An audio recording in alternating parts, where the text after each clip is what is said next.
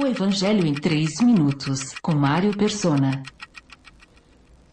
Jesus retirou-se com os seus discípulos para o mar, e uma grande multidão vinda da Galiléia o seguia. Quando ouviram a respeito de tudo o que ele estava fazendo, muitas pessoas procedentes da Judéia, de Jerusalém, da Idumeia, das regiões do outro lado do Jordão e dos arredores de Tiro e de Sidom foram atrás dele. Marcos 3, de 7 a 8. Após ele ter sido rejeitado pelos judeus que esperavam vê-lo fazer um milagre no sábado, Jesus se retira em direção ao mar. E o mar é uma figura dos gentios e das nações. O capítulo 11 de Romanos mostra que a rejeição de Jesus pelos judeus abriu o caminho para a bênção dos gentios. Essa verdade é negligenciada pela maior parte da cristandade, que acredita que Deus teria desistido dos judeus para fazer da igreja a continuação de Israel. Não. Todavia, acaso Deus rejeitou o seu povo? De maneira nenhuma.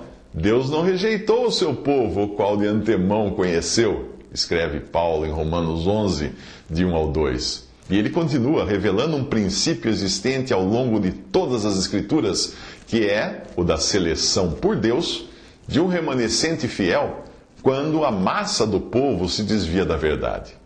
Assim, hoje também há um remanescente escolhido pela graça, escreve ele em Romanos 11, 5. Se por um tempo Israel esteve endurecido e foi deixado de lado, chegará o momento em que será aceito. Pois, se a rejeição deles é a reconciliação do mundo, o que será a sua aceitação, se não vida dentre os mortos? Romanos 11, versículo 15.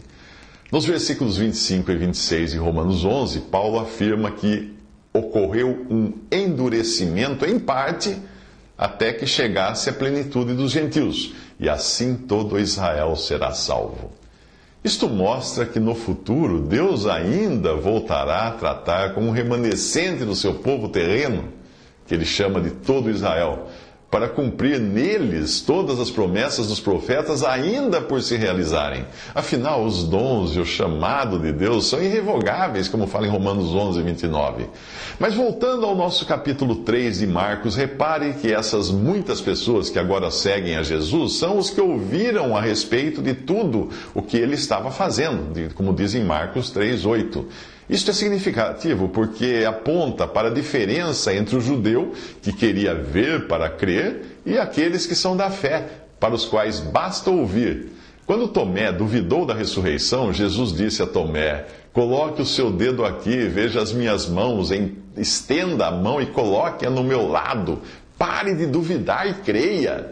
Disse-lhe Tomé: Senhor meu e Deus meu.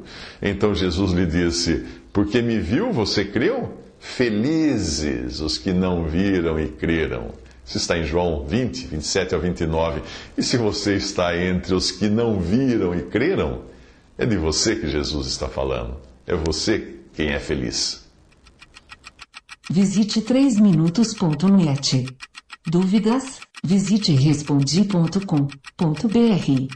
Adquira os livros ou baixe o e-book.